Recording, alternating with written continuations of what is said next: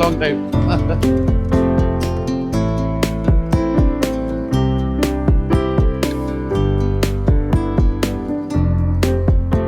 നമസ്കാരം, ഞാൻ ബൈജു നായർ. നമ്മുടെ ചാനലിലേക്ക് സ്വാഗതം. ഇന്ന് വലിയ സന്തോഷത്തോടുകൂടി നമ്മുടെ ചാനലിൽ വന്നിരിക്കുന്നത് നമ്മുടെ പ്രതിപക്ഷ നേതാവ് ശ്രീ VD സതീശനാണ്. നമസ്കാരം സതീശേട്ടാ. നമസ്കാരം. ഞങ്ങളിപ്പോൾ നിൽക്കുന്നത് സിയാലിൻ്റെ ഗോൾഫ് കോഴ്സിലാണ്. ഒരു കാവ്യനീതി അല്ലെങ്കിൽ പോയറ്റിക് ജസ്റ്റിസ് എന്നൊക്കെ പറഞ്ഞാൽ ഒരു 3 വർഷം മുമ്പ് സതീശേട്ടൻ്റെ ചാനലിൽ എന്നെ ഇവിടെ വെച്ച് സതീശേട്ടൻ ഇൻ്റർവ്യൂ ചെയ്തിട്ടുണ്ട് അല്ലേ? തീർച്ചയായിട്ടും ഞങ്ങൾ കാണുന്നത് ഇപ്പോഴാണ്. അപ്പോൾ എന്തായാലും വലിയ സന്തോഷമുണ്ട്. കാരണം അന്ന് എന്നെ ഇൻ്റർവ്യൂ ചെയ്ത സമയത്ത് MLA മാത്രമായിരുന്നെങ്കിൽ ഇപ്പോൾ നമ്മുടെ പ്രതിപക്ഷ നേതാവായിട്ടാണ് സതീശേട്ടൻ ഇവിടെ നിൽക്കുന്നത്. അപ്പോൾ കുറേ കാര്യങ്ങൾ ചോദിച്ച് മനസ്സിലാക്കാനുണ്ട്. പക്ഷേ ഇതിൽ രാഷ്ട്രീയമല്ല ഞാൻ പ്രധാനമായിട്ട് ഉദ്ദേശിക്കുന്നത്. എനിക്ക് വളരെ ഇഷ്ടമുള്ള ഒരു രാഷ്ട്രീയ നേതാവാണ് VD സതീശൻ എന്ന ആൾ. കാരണം വെച്ചാൽ വെറുതെ ഒരു വാചാടോപം എന്നൊക്കെ നമ്മൾ പറയാം. അങ്ങനെ വാചാടോപം ഒന്നും നടത്താറില്ല. വളരെ കൃത്യമായി ക്ലാരിറ്റിയോടുകൂടി കാര്യങ്ങൾ പഠിച്ച് സംസാരിക്കുക. വെല്ലുവിളികൾ എങ്ങനെ കണ്ടിട്ടില്ല. സാധാരണ രാഷ്ട്രീയക്കാരുടെ ഇടയിൽ വലിയ വെല്ലുവിളികളൊക്കെ ഉണ്ട്, അതൊന്നുമില്ല. വളരെ മാന്യമായി സംസാരിക്കുന്ന, എന്നാൽ നമുക്ക് വളരെ ആദരവ് തോന്നുന്ന ഒരു രാഷ്ട്രീയ നേതാവാണ്. അപ്പം ഞാൻ അടുത്ത കാലത്ത് ഞാനും നമ്മുടെ അഡ്വക്കേറ്റ് ജയശങ്കറിൻ്റെ ഒരു ഇൻ്റർവ്യൂ ഉണ്ടായിരുന്നു. അപ്പോൾ അതിൽ ഞങ്ങളിങ്ങനെ പറ്റിയൊക്കെ പറഞ്ഞു വന്നപ്പോഴത്തേക്ക് പ്രധാനമായിട്ടും ഞാൻ പറഞ്ഞു എനിക്ക് ഭയങ്കര ഇഷ്ടമാണ് സതീശേട്ടൻ, പക്ഷേ ഇത്തിരി ഓവർ മാന്യനായിപ്പോയി. അപ്പോൾ പുള്ളി പറഞ്ഞ സത്യമാണ്, സതീശൻ അത്ര മാന്യനാകേണ്ട കാര്യമില്ല രാഷ്ട്രീയത്തിലെന്ന് പറഞ്ഞു. അതെന്താണ് ഒരു മാന്യത എന്ന മുഖം മൂടിയാണോ അതോ ഇങ്ങനെയാണോ? അല്ല, അങ്ങനെയല്ല. നമ്മുടേതായ എല്ലാവരുടെയും ഒരു രീതിയുണ്ട്. നമ്മളൊരു പുതിയ ജനറേഷൻ എന്ന് ഞാൻ പറയുന്നില്ല, എന്നാലും നേരത്തെ ഉണ്ടായിരുന്ന ജനറേഷൻ്റെ ഒരു അടുത്ത ജനറേഷനാണ് നമ്മളെ രീതി, നമ്മുടെ സൗഹൃദങ്ങൾ, കൂട്ടായ്മകൾ, ബന്ധങ്ങൾ, നമ്മുടെ യാത്രകൾ, നമുക്ക് ഉണ്ടാക്കി തന്ന വായന, ഇതൊക്കെ ഉണ്ടാക്കി തന്ന ഒരുപാട് അനുഭവങ്ങൾ നമുക്കുണ്ട്. അപ്പോൾ കുറേ കൂടി നമ്മൾ നല്ല രീതിയിൽ ഇടപഴകുക, ഉപയോഗിക്കുന്ന വാക്കുകൾ പരമാവധി ശ്രദ്ധിക്കുക. ഒരു വല്ലാതെ ഹെർട്ട് ചെയ്യുന്ന വാക്കുകൾ പറയേണ്ടി വന്നിട്ടുണ്ട് എനിക്ക് അതിൻ്റെ അത് ഞാനത് റിഗ്രറ്റ് ചെയ്തിട്ടുണ്ട്. പിന്നീട് അത്രയും കടുത്ത ഭാഷ ഉപയോഗിക്കാൻ പാടില്ല. അപ്പോൾ ഒരു കഠിനമായ ഭാഷ കൊണ്ട് നമുക്ക് ഒരുപാട് ആളുകളെ വെറുപ്പിക്കാൻ പറ്റും. പക്ഷെ നല്ലൊരു ഭാഷയും ഒരു സഭ്യമായ ഒരു ഭാഷയും കുറച്ചുകൂടി സിവിലൈസ്ഡ് ആയ ഒരു അപ്രോച്ചും കുറെ കൂടി ആളുകളുടെ ഹൃദയത്തിലേക്ക് നമുക്ക് കടക്കാൻ പറ്റും. അതാണ് അതിൻ്റെ വ്യത്യാസം എന്ന് പറയുന്നത്. എങ്കിൽ പോലും അണികൾക്ക് തോന്നില്ലേ അവർ പറഞ്ഞ ഭാഷയ്ക്ക് കൃത്യമായൊരു ഭാഷ മറുപടി എന്താണ് ഞങ്ങളുടെ നേതാവ് കൊടുക്കാത്തതെന്ന് തോന്നില്ലേ? അതാണ് ഒരു പ്രശ്നം. അതായത് നമ്മൾ ലീഡർഷിപ്പിലുള്ളവരെ ആൾക്കൂട്ടം നിയന്ത്രിക്കരുത്. ആൾക്കൂട്ടത്തെ നിയന്ത്രിക്കേണ്ടവരാണ് ലീഡേഴ്സ്. ആൾക്കൂട്ടത്തിന് അങ്ങനെ ഒരു കൾച്ചർ ഉണ്ടെങ്കിൽ ആ കൾച്ചർ ലീഡേഴ്സാണ് മാറ്റിയെടുക്കേണ്ടത്. അവരെ വേറൊരു കൾച്ചറിലേക്ക് കൊണ്ടുപോകേണ്ടത്. നമ്മൾ പലപ്പോഴും പലരും ചെയ്യുന്നത് റിസ്ക് എടുക്കില്ല. എന്താണ് ഒരു മോബ് സൈക്കോളജി ഉണ്ട് അല്ലേ? അതിൻ്റെ കൂടെ അങ്ങോട്ട് കൂടും. എനിക്ക് ഒരു ചെറിയതായിട്ട് നമുക്ക് എൻ്റെ ബോധ്യങ്ങളിൽ നിന്ന് ഞാൻ ആ തീരുമാനം എടുക്കുന്നു. ആൾക്കൂട്ടം ഒരു 10,000 പേര് ഒരുമിച്ച് വന്ന് ഒരു കാര്യം പറഞ്ഞു എന്ന് പറഞ്ഞാൽ എന്നെ ബോധ്യപ്പെടുത്തിയാൽ ഓക്കെ. ബോധ്യപ്പെടുത്തിയില്ലെങ്കിൽ ആ ആൾക്കൂട്ടം എന്നെ അത് സ്വാധീനിക്കില്ല. ഞാൻ ആൾക്കൂട്ടത്തോട് പറഞ്ഞത് മനസ്സിലാക്കാൻ ശ്രമിക്കുക.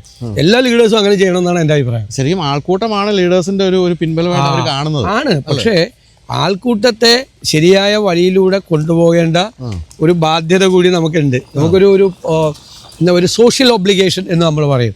ആളുകൾ തെറ്റായ വഴിയിലാണ് പോകുന്നത്, തെറ്റായ വഴികളിലൂടെ അവരെ കൊണ്ടുപോവുകയാണ്.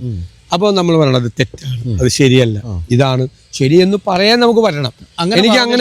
ഞാൻ അങ്ങനെ ഒരു ആൾക്കൂട്ടത്തെ ഭയപ്പെടുന്ന ഒരാളല്ല. എനിക്ക് പേടിയില്ല. കാരണം അതെൻ്റെ കോൺഫിഡൻസ് ആണ്. ഞാൻ അവരെ പറഞ്ഞ് ആ ശരിയായ ട്രാക്കിലേക്ക് കൊണ്ടുവരാൻ പറ്റും. അവരുടെ കൂടെ കൂടുന്നതാണ് എളുപ്പം കൂടെ കൂടുന്നതാണ്. പക്ഷെ അതിനേക്കാൾ നല്ലത് നമ്മൾ എപ്പോഴും നമ്മൾ ആളുകളെ ഇൻസ്പയർ ചെയ്തുകൊണ്ടിരിക്കണം. നമ്മൾ ഈ ചേഞ്ച് ഉണ്ടായിക്കൊണ്ടിരിക്കണം. മാറ്റം വളരെ പ്രധാനപ്പെട്ട കാര്യമാണ്. കാരണം ഇപ്പോൾ കേരളം പോലുള്ള ഒരു സംസ്ഥാനത്ത് നമ്മൾ വളരെ അഡ്വാൻസ്ഡ് ആയിട്ടുള്ള ഒരു സംസ്ഥാനമായിരുന്നു ഇന്ത്യയിലെ മറ്റു പല സംസ്ഥാനങ്ങളൊക്കെ കമ്പയർ ചെയ്യുമ്പോൾ. ഇപ്പൊ പക്ഷെ ഇത് പറഞ്ഞ് നമ്മൾ ഭയങ്കര ഔട്ട്ഡേറ്റഡ് ആയി. നമ്മൾ പല വിഷയങ്ങളും, ഞാൻ അതിന്റെ ഡീറ്റെയിൽസിലേക്ക് പോകുന്നില്ല. അപ്പൊ ചേഞ്ച് എന്ന് പറയുന്നത് ലോകത്ത് എല്ലായിടത്തും ഈ നോളജ് എക്സ്പ്ലോഷൻ നടക്കുന്നു. മാറ്റം എന്ന് പറയുന്നത് പണ്ടുണ്ടായിരുന്നു മാറ്റം, പക്ഷെ മാറ്റത്തിന്റെ വേഗത, നിങ്ങൾ ഏറ്റവും കൂടുതൽ യാത്ര ചെയ്യുന്ന ആളല്ലേ. ചേഞ്ച് എന്ന് പറയുന്നത് 25 കൊല്ലം മുമ്പ് യാത്ര ചെയ്യുമ്പോഴുള്ള സ്ഥിതിയാണ് ഇപ്പോൾ ഉള്ള യാത്ര.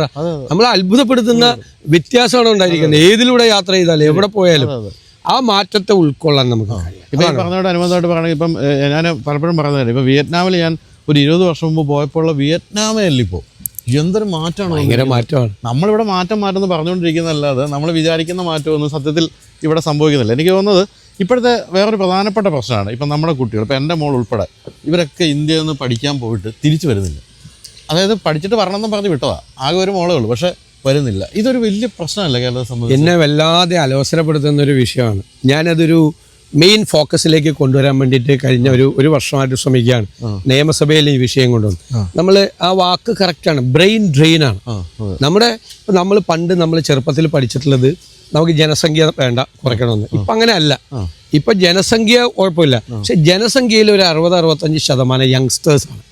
അത് ആ ജനസംഖ്യയുടെ അഡ്വാൻറ്റേജ് ആണ്. ഡെമോഗ്രാഫിക് ഡിവിഡൻഡ് എന്ന് പറയുന്ന വാക്കാണ് അതിൽ ഉപയോഗിക്കുന്നത്. ജനസംഖ്യയിലെ ചെറുപ്പം അത് ഈ നമുക്ക് അഡ്വാൻറ്റേജ് ആണ്. പക്ഷെ ആ ക്രീമായിട്ടുള്ള യങ്സ്റ്റേഴ്സിന്റെ ഒരു ക്രിയേറ്റിവിറ്റിയാണ്, അവരുടെ ഒരു വളരെ കൺസ്ട്രക്റ്റീവ് ആയിട്ടുള്ള ഒരു കോൺട്രിബ്യൂഷൻ ആണ് നമ്മുടെ സംസ്ഥാനത്തിന്റെ രാജ്യത്തിന്റെ എല്ലാ അസറ്റ്. ആ ക്രീം അങ്ങോട്ട് വിദേശത്തേക്ക് പോവാണ്. ഒന്ന് ഇങ്ങനെ പോയാൽ ഈ സ്പീഡാണെങ്കിൽ ഒരു 5 വർഷം കഴിയുമ്പോൾ എൻ്റെ ഒരു നറേറ്റീവ് വളരെ സീരിയസ് ആയി ഞാൻ കേരളത്തിന്റെ മുമ്പിൽ ഈ തെരഞ്ഞെടുപ്പ് കാലത്തുകൂടി പ്രസന്റ് ചെയ്യണമെന്ന് ആഗ്രഹിക്കും. കേരളം ഒരു ഓൾഡ് ഏജ് ഹോം ആവും. ഇപ്പൊ തന്നെ എൻ്റെ കൊച്ചിയിലുള്ള ബിൽഡേഴ്സൊക്കെ ഫ്രണ്ട്സൊക്കെ ബിൽഡേഴ്സ് ഭയങ്കര ക്ലോസ് ആയിട്ടുള്ള ഫ്രണ്ട്സ് ഉണ്ട് ഞങ്ങളുടെ കൂടെ പഠിച്ചവർ. അവരൊക്കെ ഈ ഓൾഡ് ഏജ് ഹോമിലേക്ക് കോൺസെൻട്രേറ്റ് ചെയ്യാണ്. 3-4 കൊല്ലം. പിന്നെയുള്ള സങ്കടം ഇപ്പൊ പറഞ്ഞല്ലോ, ബൈജു പറഞ്ഞപ്പോൾ എനിക്കത് ടച്ച് ചെയ്തു. വളരെ അഭിമാനത്തോടു കൂടി പേരൻസ് പറയും എൻ്റെ കുട്ടി കാനഡയിലാണ്, എൻ്റെ കുട്ടി ജർമ്മനിയിലാണ്, ലണ്ടനിലാണ്.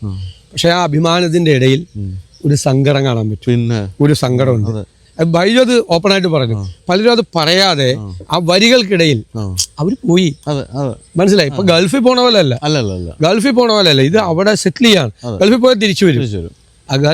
അവിടെ പോയി അവിടുത്തെ സോഷ്യൽ സെക്യൂരിറ്റി വെൽഫെയർ സ്കീംസ് ഒക്കെ വളരെ നല്ല സ്കീംസ് ആണ്.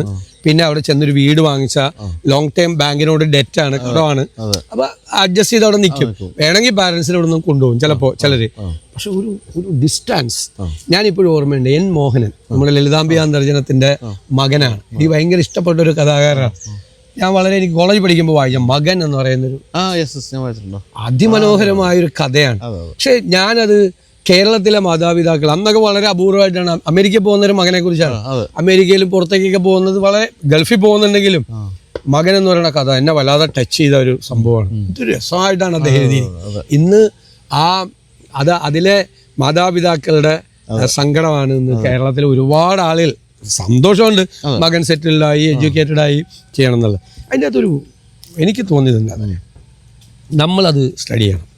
എന്തുകൊണ്ടാണ് ഈ കോഴ്സുകളിൽ, ഇവിടെയുള്ള കോഴ്സുകളിൽ പഠിക്കും? ഇപ്പം നമ്മൾ ചെറുപ്പത്തിൽ പഠിച്ചിരുന്ന കോഴ്സുകളിലൊന്നും ഇപ്പോൾ ആളില്ല, സ്റ്റുഡൻസ് ഇല്ല. സത്യം 90% ഉണ്ടെങ്കിൽ അഡ്മിഷൻ കിട്ടിയിരുന്ന കോഴ്സിൽ പിള്ളേരില്ല.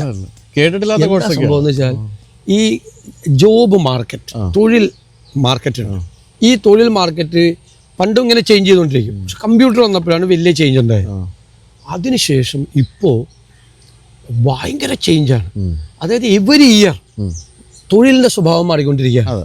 ആ തൊഴിലിന്റെ സ്വഭാവം മാറുന്നതനുസരിച്ച് ഈ ഗ്ലോബൽ ജോബ് മാർക്കറ്റ് മാറുകയാണ്. അതിന് കറസ്പോണ്ടിങ് ആയി അതിനനുബന്ധമായിട്ടുള്ള കോഴ്സുകളിലൂടെ ഉണ്ടാകണം. അപ്പോൾ കീനായിട്ടുള്ള ഒരു അക്കാഡമിക് ടീം ഈ ജോബ് മാർക്കറ്റ് വാച്ച് ചെയ്യണം, അവിടെ എന്താ നടക്കുന്നതെന്ന്. അതനുസരിച്ചുള്ള കോഴ്സ് വേണം. ചിലപ്പോൾ സ്കില്ലായിട്ടാണ് ആളുകൾ പോകുന്നത്, സ്കില്ലുണ്ട് പോകുന്നവർക്ക്. പക്ഷേ ആ സ്കില്ല് കൊണ്ട് കാര്യമില്ല, അതിനെ റീസ്കില്ല് ചെയ്യണം. നമ്മൾ പണ്ട് പറയുക റീഓറിയന്റേഷൻ കൊടുക്കണം എന്ന് പറഞ്ഞ പോലെ തന്നെ റീസ്കിൽ ചെയ്യണം. ഇടയ്ക്കിടയ്ക്ക് റീസ്കിൽ ചെയ്തുകൊണ്ടിരിക്കണം. അപ്പൊ ഇതൊക്കെ ലോകത്തുണ്ടായിക്കൊണ്ടിരിക്കുന്ന ഈ നോളജ് എക്സ്പ്ലോഷന്റെ ഭാഗമായിട്ടുണ്ടായി. ഇപ്പൊ AI ടൂൾസ് കൂടി വന്നു. അപ്പോൾ ഭയങ്കര ഫാസ്റ്റായി ചേഞ്ച്. അപ്പം നമുക്കൊരു മെക്കാനിസം ഈ കോഴ്സുകളിലാണ്. ഇപ്പൊ IIT-കൾ ഗൗരവത്തോടുകൂടി അത് ആലോചിച്ചു തുടങ്ങി. ഇന്ത്യയിൽ IIT-കളാണല്ലോ ഏറ്റവും ഫ്രണ്ടിൽ നിൽക്കുന്നത്. IIT-കൾ വളരെ ഗൗരവത്തോടുകൂടി ചേഞ്ച്. ഇപ്പോൾ എഞ്ചിനീയറിംഗ് കോളേജ് പഠിക്കുന്ന സ്റ്റുഡൻറ്റ് പഠിക്കുന്ന സബ്ജക്റ്റ് പഠിച്ച് പുറത്ത് വരുമ്പോൾ ഔട്ട്ഡേറ്റഡ് ആവാം. അത് പറ്റില്ല നമുക്ക്. അപ്പം നമുക്ക് ഈ ഗ്ലോബൽ ജോബ് മാർക്കറ്റിനോട് കറസ്പോണ്ടിങ് ആയിട്ടുള്ള കോഴ്സുകൾ ഉണ്ടാവണം. പിന്നെ കേരളത്തിൻ്റെ സാധ്യതകൾ, നമുക്ക് അഡ്വാൻറ്റേജ് ഉണ്ട്, ഡിസഡ്വാൻറ്റേജ് ഉണ്ട്. അഡ്വാൻറ്റേജ് എന്താ? നമ്മുടെ ഈ മനോഹരമായ പ്രകൃതി, നമ്മുടെ ഒരു ട്രോപ്പിക്കൽ ക്ലൈമറ്റ്. ഇപ്പോൾ സൗത്ത് ഈസ്റ്റ് ഏഷ്യൻ രാജ്യങ്ങളിൽ പോയാൽ ഉള്ളൊരു ക്ലൈമറ്റ് ഉണ്ടല്ലോ. ഇപ്പോൾ വിയറ്റ്നാം പറഞ്ഞു, തൈവാൻ പറഞ്ഞു, ഇന്തോനേഷ്യ, മലേഷ്യ, ആ ഏരിയയിലൊരു ട്രോപ്പിക്കൽ ക്ലൈമറ്റാണ് നമുക്കുള്ളത്. പിന്നെ നമ്മുടെ തീരപ്രദേശം, പിന്നെ നമ്മുടെ എയർപോർട്ട്, നമ്മുടെ സീ പോർട്ട്. അപ്പോൾ ഞാനൊരു ആശയം മുമ്പോട്ട് വയ്ക്കുന്നത്, ഉദാഹരണം കുറേ ഉണ്ട് നമുക്കിങ്ങനെ. അതായത് 530 കിലോമീറ്റർ ദൂരം തീരപ്രദേശമുണ്ട് നമുക്ക്. 2 ഇൻ്റർനാഷണൽ സീ പോർട്ടുണ്ട്, 17 മിനി പോർട്ടുകളുണ്ട്. ഇത് ഗവൺമെൻറ് അല്ല, ഗവൺമെൻറ് ഒന്നും ചെയ്യാൻ പാടില്ലെന്നാണ് എൻ്റെ അഭിപ്രായം. ഗവൺമെൻറ് ഫെസിലിറ്റേറ്റർ ആണ്. എന്നിട്ട് നമ്മൾ കോസ്റ്റൽ ഷിപ്പിംഗ് തുടങ്ങണം. ഞാൻ ഈ മാരിടൈം എക്സ്പേർട്സും ഈ ഫീൽഡിൽ എക്സ്പേർട്സും ഷിപ്പിംഗ് എക്സ്പേർട്സുമായിട്ട് കുറേ എൻ്റെ ഒരു ഡ്രീമാണ് സത്യത്തിൽ അത് യാത്ര കൊണ്ടുണ്ടായതാണ്. ബൈജുവിനോട് എനിക്ക് അസൂയാണ്, അതുകൊണ്ടാണ് ഞാൻ പണ്ട് ഇന്റർവ്യൂ നടത്തിയത്. യാത്ര നിങ്ങൾ പോകുന്ന കാണുമ്പോൾ എനിക്ക് സഹിക്കാൻ പറ്റൂല, ശരിക്കും അസൂയ. എനിക്ക് ഭയങ്കര, ഞാൻ ഉള്ള കാര്യം തുറത്ത് പറയാം, എനിക്കത് ചെറിയ ചൊറിച്ചിൽ വരും. എന്തൊരു യാത്രയാണെന്ന് ആലോചിച്ചിട്ട്. ഈ യാത്രയാണ് നമ്മളെ. ഞാൻ സിംഗപ്പൂരിൽ പോയി, സിയാറ്റിൽ പോയി. സിംഗപ്പൂരിൽ എനിക്ക് പല പ്രാവശ്യം സിംഗപ്പൂർ പോയിട്ടുണ്ട്. സിയാറ്റില് ഇതൊക്കെ പോർട്ട് സിറ്റികളാണ്. പോർട്ട്, ആ പോർട്ടാണ് ദുബായ് വരെ ഇപ്പൊ അങ്ങനെ ആയി. ആ പോർട്ടാണ് ദുബായിയുടെ GDP-യിലേക്ക് കോൺട്രിബ്യൂട്ട് ചെയ്യുന്നത് 28%. ഏത് ദുബായ് പോർട്ട് എന്ന് പറയുന്നത് ഈ പോർട്ടുകളാണ്. അപ്പം നമുക്ക് ഇത്രയും ഫെസിലിറ്റീസ് ഉണ്ട്. ആദ്യം നമുക്ക് നമ്മുടെ ഈ റോഡിൽ കൂടി പോണ കുറേ മെറ്റീരിയൽസ് അങ്ങോട്ട് മാറ്റാം. ഇപ്പൊ അവര് പറയുന്നത് 1/4 എക്സ്പെൻസ് ആവുള്ളൂ എന്നാണ്. റോഡിനേക്കാൾ 4/1 എക്സ്പെൻസ് ആവുള്ളൂ. സെക്കൻഡ്, അപ്പൊ തന്നെ റോഡ് ഫ്രീ ആയി. റോഡ് നമുക്കൊരു 50% ഫ്രീ ആക്കാൻ പറ്റിയാൽ തന്നെ വേറെ ടൂറിസം തന്നെ വേറെ തരത്തിലേക്ക് നമുക്ക് കൊണ്ടുപോകാൻ പറ്റും. ഒന്ന്. രണ്ട്, അത് ക്രൂയിസ് ഷിപ്പിംഗ് നമുക്ക് നടത്താൻ പാടില്ല. നമ്മളിവിടെ യൂറോപ്പിൽ പോയിട്ടാണ് ക്രൂയിസ് ഷിപ്പിംഗ് നടത്തുന്നത്. എവിടെ എവിടെയൊക്കെ പോയിട്ട് നടത്തണം നമ്മള്. സിംഗപ്പൂരിൽ നിന്ന് മറ്റേ ഇന്തോനേഷ്യയിലേക്ക് ഒക്കെ ചെറിയ ഇതൊക്കെ നടത്തുന്ന പോലെ. അതിനേക്കാളൊക്കെ എത്രയാ. പിന്നെ നമ്മുടെ ഈ ഇൻലാൻഡ് നാവിഗേഷൻ, അതിനെ കൂടി കണക്ട് ചെയ്യാം. നമ്മുടെ ദൂരം കായല്, നദികളെല്ലാം ഉണ്ട്. അതിനെല്ലാം കണക്ട് ചെയ്തിട്ടുള്ള ഈ യാത്രകൾ ചെയ്താൽ നമുക്ക് ടൂറിസത്തിൻ്റെയൊക്കെ ഒറ്റയടിക്ക് നമുക്ക് ഒരു 100% 200% ഒക്കെ നമുക്ക് ഗ്രോത്ത് ഉണ്ടാവും. അപ്പം നമ്മൾ ആ സാധ്യതകൾ ആലോചിക്കണം. ഇപ്പം ഞാൻ ട്രോപ്പിക്കൽ ക്ലൈമറ്റ് പറഞ്ഞു, നമ്മുടെ പ്ലാന്റേഷൻസ് ഒക്കെ പൂട്ടിക്കിടക്കും. ആലോചിക്കും. സത്യത്തിൽ നമ്മുടെ ഈ അവക്കാഡോ, റംബുട്ടാനൊക്കെ കേരളത്തിലുണ്ടാവും, ഉണ്ടാക്കുന്നുണ്ട് ചെറിയ തോതിൽ. അപ്പം നമ്മുടെ ഈ പ്ലാന്റേഷൻ അതിൻ്റെ നിയമത്തിൽ, ലാൻഡ് റിഫോംസിൻ്റെ ആക്ടിൻ്റെ അകത്ത് ഒരു ഭേദഗതി വരുത്തി ഒരു 1/3 സ്ഥലത്ത് ഇതുപോലത്തെ ഈ സൗത്ത് ഈസ്റ്റ് ഏഷ്യൻ രാജ്യങ്ങളിൽ ചെയ്യുന്ന കൃഷി ചെയ്യാൻ ഒരു അനുവാദം കൊടുത്താൽ ഈ ബാക്കി പൂട്ടിക്കിടക്കുന്ന സ്ഥലവും കൂടി ലൈവ് ആവും. അപ്പം നമ്മൾ ഈ പ്ലാന്റേഷൻസ് ഒക്കെ ലൈവ് ആവും ഈ സാധനങ്ങൾക്ക്. ഇപ്പം ഞാനൊരിക്കൽ ഇത് ആലോചിക്കാൻ കാര്യം, എനിക്ക് ഒരാൾ കൊണ്ടുവന്ന് തന്നു വിയറ്റ്നാമിൽ നിന്ന് ഒരു പാക്കറ്റ് കൊണ്ടുവന്നു. ഞാൻ തുറന്നപ്പോൾ ചക്കച്ചുളയാണ്. നമ്മളിവിടെ വീണു പോവാണ്. എൻ്റെ വീട്ടിലടക്കം വീണു പോവാണ്. ചിലപ്പോൾ നമ്മൾ എടുത്തില്ലെങ്കിൽ മുകളിൽ നിന്ന് വീണു പോയാൽ ശ്രദ്ധിക്കില്ല, അല്ലാതെ നമ്മൾ കെട്ടിയാറ്. ഈ ചക്കച്ചുള എടുത്തിട്ട് വാല്യൂ ആഡർ ആക്കിയിട്ട് എന്ത് മനോഹരമായ പാക്കിംഗ് ആണെന്ന് പറയാം. ആ പാക്കിംഗ് ഇരുന്നിട്ട് നമ്മൾ നോക്കുമ്പോൾ ഒരു ചെറിയ ഒരു ഇതൊക്കെ നടത്തിയിട്ടുണ്ടായില്ലേ, വർക്കൊക്കെ നടത്തിയിട്ടുണ്ട്, കുറച്ചുകൂടി ടേസ്റ്റി ആക്കാനൊക്കെ. നല്ല ഭയങ്കര ടേസ്റ്റി ആയിട്ടുള്ള സാധനം. ഞാൻ ഓർത്ത് നമ്മളെ വീണു പോകുന്ന സാധനം വിയറ്റ്നാം പോലത്തെ ഒരു സ്ഥലത്ത് ഒരു മാർക്കറ്റാണ്. ഇത് മനോഹരമായ മാർക്കറ്റാണ്, വാല്യൂ ആഡ് സാധനം. അപ്പം നമ്മൾ ഈ പറയുന്ന ഈ ഫ്രൂട്ട്സ്, ഈ പ്ലാന്റ്സ് എല്ലാം വന്നു കഴിഞ്ഞാൽ അതിന് ഒരു ഗവൺമെന്റ് കൂടി ഒരു സപ്പോർട്ട് കൊടുത്തു കഴിഞ്ഞാൽ അതിന്റെ വാല്യൂ ആഡഡ് സാധനങ്ങളൊക്കെ, അങ്ങനെ ഒരുപാട് സാധ്യതകൾ കേരളത്തിനുണ്ട്.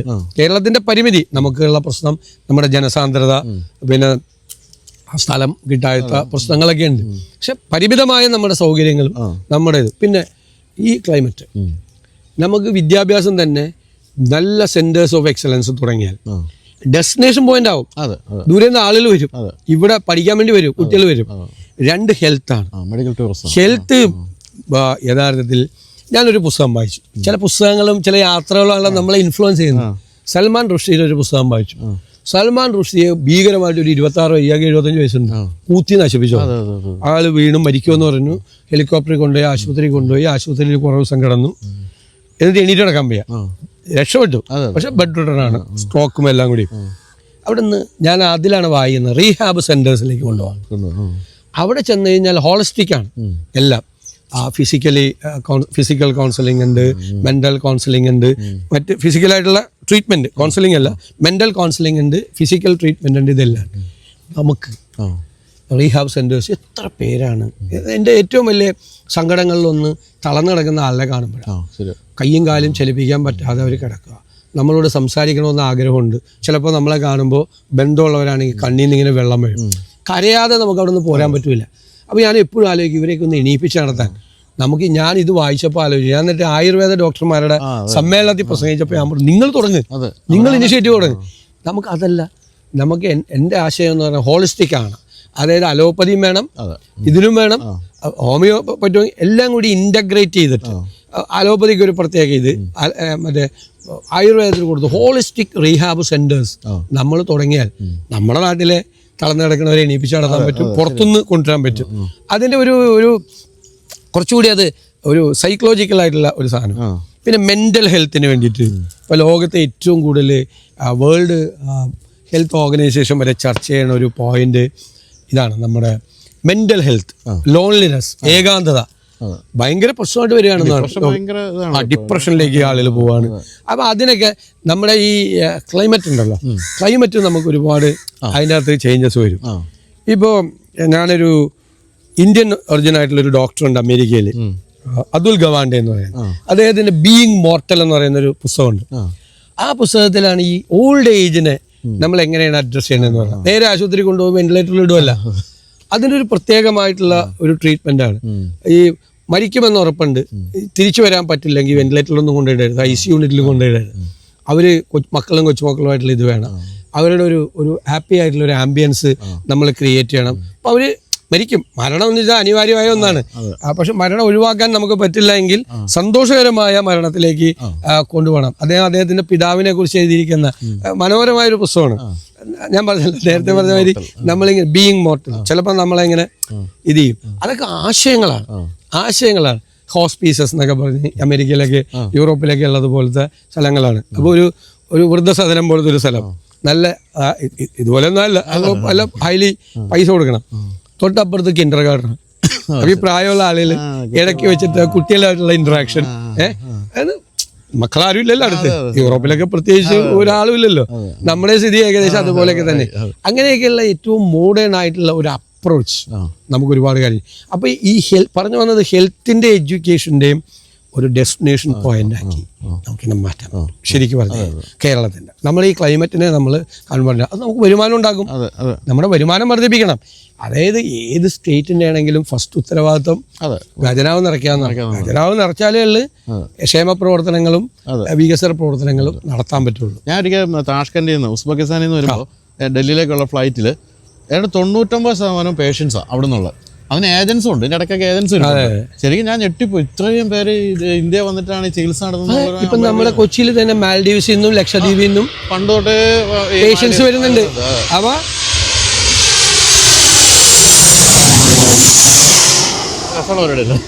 ഭയങ്കര ആംബിയൻസ് അല്ലേ. അപ്പം നമ്മൾ കുറെ കൂടെ മെച്ചപ്പെട്ട ഒരു സംവിധാനം കൊടുക്കുകയാണെങ്കിൽ വിദേശത്തുനിന്ന് വരും, ഇപ്പൊ GCC വരും, ഗൾഫ് കൺട്രീസിൽ നിന്ന് വരും, ഇപ്പൊ തന്നെ വരുന്നുണ്ട് ഈ നല്ല ട്രീറ്റ്മെന്റ് ഒക്കെ. പക്ഷെ കുറെ കൂടി ഒന്ന് മോഡേൺ ആകണം, കുറെ കൂടി അപ്ഡേറ്റ് ചെയ്യണം. അപ്പോൾ നല്ല സ്ഥാപനങ്ങൾ, അങ്ങനെ സ്ഥാപനങ്ങൾ കൊണ്ടുവരാൻ വേണ്ടി വരുന്ന ആളുകൾ. ഇപ്പം ഞാനൊരു ഹെൽത്ത് കോൺക്ലേവ് നടത്തി. എത്രയോ മിടുമിടുക്കരായിട്ടുള്ള ഡോക്ടർമാരാണ് വിദേശ രാജ്യങ്ങളിലൊക്കെ പോയി, മലയാളികൾ ഭയങ്കര അത്ഭുതങ്ങൾ സൃഷ്ടിച്ചിരിക്കുന്ന ആളുകൾ. അപ്പോൾ അവരുടെയൊക്കെ ഒരു അസിസ്റ്റൻസ്, ഞാനിപ്പോൾ അവരൊക്കെ ആയിട്ട് നിരന്തരമായി ബന്ധപ്പെട്ട് ഇത്തരം കാര്യങ്ങളിൽ ഒരു അഡ്വൈസ്, ഒരു എക്സ്പെർട്ടൈസ് എന്ന് വെച്ചാൽ വൈദഗ്ധ്യമുള്ള ആളുകളോട് നമ്മൾ സംസാരിക്കുമ്പോൾ നമ്മൾ തന്നെ ഭയങ്കര നമ്മുടെ കോൺഫിഡൻസ് ലെവൽ കൂടും. പറ്റും, നമുക്ക് ചെയ്യാൻ പറ്റും. നമ്മുടെ അറിവില്ലായ്മയാണ് നമ്മുടെ ഏറ്റവും വലിയ തടസ്സം എന്ന് പറയുന്നത്. അപ്പം അത് വായന കൊണ്ട് മാത്രമല്ല, യാത്ര കൊണ്ടുമല്ല, അറിവുള്ള ആളുകളോട് നമ്മൾ ഇന്ററാക്ട് ചെയ്യാന്ന് പറയുമ്പോൾ എന്തോരം ആശയങ്ങളുള്ള മലയാളികളാണെന്നറിയാം. ഭയങ്കര നമ്മളെപ്പോഴും ആഗ്രഹിക്കുന്നത്, ഇപ്പം എന്നെപ്പോലുള്ള സാധാരണക്കാരൻ നമ്മുടെ രാഷ്ട്രീയക്കാരിൽ നിന്ന് ആഗ്രഹിക്കുന്നത്, നമ്മളെപ്പോഴും പറയും ഇവരൊക്കെ ഈ രാഷ്ട്രീയക്കാർ എപ്പോഴും വിദേശത്ത്, പക്ഷെ അവിടെ കാണുന്ന ഒരു കാര്യവും ഇവിടെ കൊണ്ടുവരുന്നില്ല എന്ന്. പക്ഷെ ഇപ്പം സംസാരിച്ചപ്പോഴാണ് ഇവരൊക്കെ ശ്രദ്ധിക്കുന്നുണ്ട് എന്നെനിക്ക് മനസ്സിലാകുന്നത്. അല്ലെങ്കിൽ പോയി വരുന്നു എന്നല്ലാതെ. എനിക്കൊരു വലിയ അനുഭവം ഉണ്ട്. ഞാൻ ഒരു 10-15 വർഷം മുമ്പാണ് ഞാൻ വിദേശത്ത് പോകുമ്പോൾ എപ്പോഴും ശ്രദ്ധിച്ചിരുന്ന ഇവിടെ നിന്നൊരു വ്യത്യാസം, വീൽ ചെയറിൽ പോകുന്ന ആൾ, ഫിസിക്കലി ഡിസേബിൾഡ് ആയിട്ട് പോകുന്ന ആൾ ഒരു പ്രിവിലേജ് ഉണ്ട്. എല്ലായിടത്തും റാമ്പ് ഉണ്ട്, എല്ലായിടത്തും കാർ പാർക്കിംഗ് സൗകര്യം, ഒരു വാഹനത്തിൽ കയറിയ സീറ്റ് ഉണ്ട്. അതിപ്പോൾ ഇവിടെ ഉണ്ട്, കേരളത്തിലില്ല. സെക്രട്ടേറിയറ്റ് കയറാൻ പറ്റുമോ? കളക്ടറേറ്റ് കയറാൻ പറ്റും ഒരാൾക്ക്. അതിന് ഞാൻ നിയമസഭയിൽ സബ്മിഷൻ കൊണ്ടുവന്നപ്പോൾ ഇവിടെയും വേണം, ബിൽഡിംഗ് റൂൾസ് അമെൻഡ് ചെയ്യണം, റാമ്പ് ഉണ്ടാവണം, ഈ സ്പെഷ്യൽ ടോയ്ലറ്റ് വേണം, സ്പെഷ്യൽ പാർക്കിംഗ് സ്പേസ് വേണം എന്നൊക്കെ പറഞ്ഞ് ഞാൻ വലിയ ഇത് കണ്ടതിൻ്റെ ഒരു ആവേശമാണ്, ചെറുപ്പമാണെന്ന്. ഒന്നാമത്തെ രണ്ടാമത്തെ പ്രാവശ്യം MLA ആയിരിക്കുന്ന സമയം മന്ത്രിമാരോ അത് എന്നൊക്കെ പറഞ്ഞൊരു മറുപടി പറഞ്ഞു. പക്ഷേ ഒരു CTP, എനിക്ക് അദ്ദേഹത്തെ അറിയാം, ഈപ്പൻ ജേക്കബ് എന്നാണ് അദ്ദേഹത്തിന്. അദ്ദേഹം ഗാലറിയിൽ ഇരിക്കണ്ടായിരുന്നു. അദ്ദേഹം എന്നെ പിന്നെ ഫോൺ ചെയ്തു, അതിൻ്റെ ഒരു നല്ല ആശയമാണ് ചെയ്യാൻ. ബിൽഡിംഗ് റൂൾസ് അമെൻഡ് ചെയ്തു. ഇപ്പൊ കേരളത്തിൽ ഏത് ബിൽഡിംഗ് പണിയണമെങ്കിലും റാമ്പ് ഉണ്ടാവും.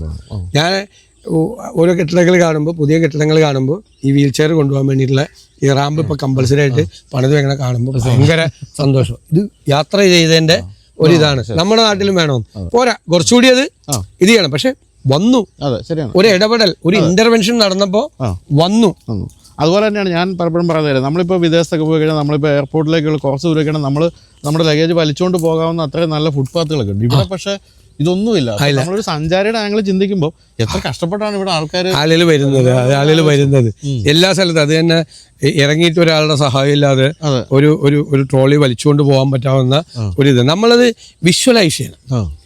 നമ്മളാണ് യാത്ര ചെയ്യുന്നത്, അല്ലെങ്കിൽ പ്രായമായ നമ്മുടെ പാരന്റ്സ് ആണ് യാത്ര ചെയ്യുന്നത് എങ്കിൽ അവർക്ക് എന്തെല്ലാം ആണ് അവർ ആഗ്രഹിക്കുന്നത്. ചെറിയ ചെറിയ കാര്യങ്ങൾ മതി, അത് അവരെ അട്രാക്ട് ചെയ്യും ഭയങ്കരമായിട്ട്. പക്ഷെ ഞാൻ ആലോചിച്ച് വേറെ സതീശന്റെ കാര്യത്തിൽ യാത്ര ചെയ്യുന്നതിനെ പറ്റി ആരോപണം വരുന്നു. കൂടുതൽ യാത്ര ചെയ്യുന്നു. അതെ 70 രാജ്യം എന്നൊക്കെ പറഞ്ഞു. ഞാൻ അത്രയും പോയിട്ടില്ല, ശരി, ഞാൻ പോവാത്തത്രയും പറഞ്ഞു. 80 രാജ്യങ്ങളിൽ 5 കൊല്ലം പോയത്, അങ്ങനെയൊന്നും പോയിട്ടുണ്ട്. ഞാൻ പോവുമായിരുന്നു, ഇപ്പോഴും അവസരം കിട്ടിയാൽ പോയി. ഇപ്പൊ നമുക്ക് പോകാൻ പറ്റാത്തതിന്റെ സങ്കടമുള്ളൂ. യാത്ര ചെയ്യുന്നതിന്റെ ഇത് നിങ്ങൾ പോയി കഴിഞ്ഞാൽ ഒരു യഥാർത്ഥ യാത്രികന്റെ ഇതിലുള്ള യാത്ര കിട്ടാറുണ്ടോ? കാരണം ഈ ജനങ്ങളുടെ ഇടയ്ക്ക് അതെന്തെങ്കിലും അത് ഇപ്പൊ ഇത്തിരി പ്രശ്നമാണ്. പണ്ട് അത്രയില്ല. പണ്ട് നമ്മള് അധികം അറിയിക്കാതെ പോകും. അറിയിക്കാതെ പോയിട്ട് ഗൾഫിൽ പോകുമ്പോൾ രക്ഷയില്ല.